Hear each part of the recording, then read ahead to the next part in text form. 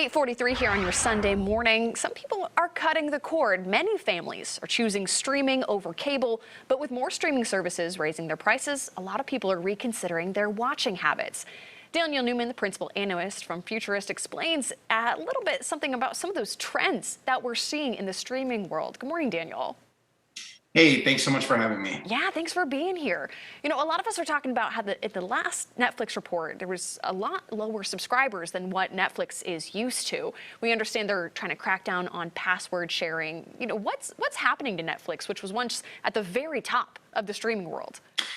You know, over the last couple of years, we've seen a huge rise in competition. We've seen new entrants into the market. Of course, Apple and Disney and Paramount and Hulu, and there's just become so many more choices. And of course, we've also been through a period of time where we were completely locked down, or at least had much less mobility. We were working from home and streaming was new. It was cool. It was a bunch of new programming that wasn't at our disposal before.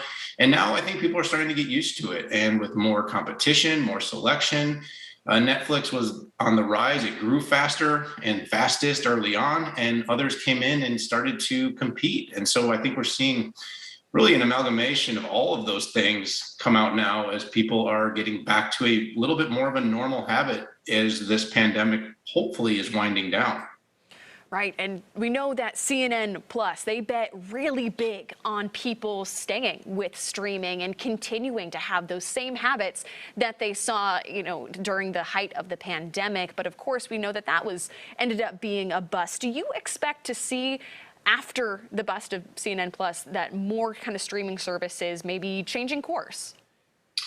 I think the whole streaming strategy is something that all these companies are going to have to reconsider a little bit. What's going to draw attention? What is the original content that's really hooking people in? And then what is the content in the library that you have access to? Because people do have so many choices now, whether it's their local cable, whether it's YouTube offering cable, whether it's going to be picking and choosing between all these different streaming services.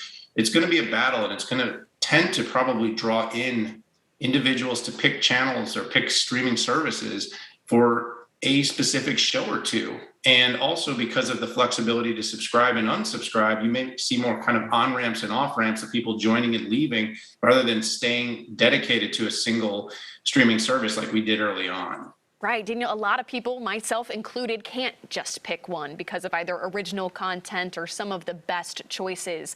How can people get the most bang for their buck if they're wanting to see all of this? I think people need to be selective in picking the shows and the particular, if it's sports, if it's movies, if it's a particular series. They need to lead and choose to subscribe to those that have those particular shows on at this time. And if they're trying to get the most bang for their buck, they can look at, you know, possibly subscribing for a period of time, enjoying that particular content, and then canceling for a period of time. That is sort of the neat thing about how a lot of these streaming services work. I could see some of the streaming services modify or try to entice people maybe to longer terms, maybe lower prices if they pay up front, ways to get people hooked in. But I think that's really what we're going to see is that flexibility of people adding and then enjoying the particular content and then maybe leaving for a period of time until it comes back. Because you could have 5 to 10. I think I have more than a dozen different streaming channels. It's just because I want everything when I want it, and that gives me the flexibility. But of course, at the end of the month, you look at these bills and you go, wow, was it really worth having all these channels? Some of these I may have only watched one time. Right, for a specific show that might draw people in. And not only that, we've got more cable companies trying to get in the mix too, offering either online or on-demand shows that's trying to compete with streaming. What do you think is the future of that avenue?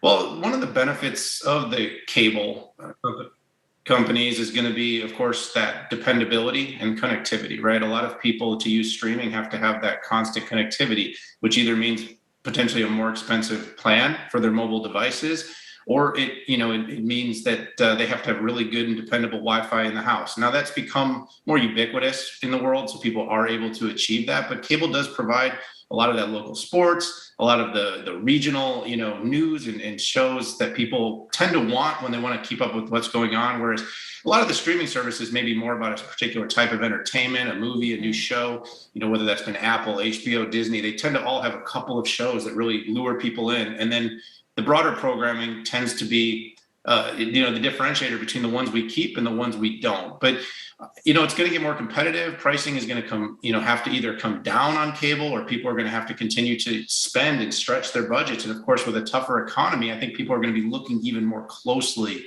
in the coming months as to what they're subscribing to and what they're spending money on.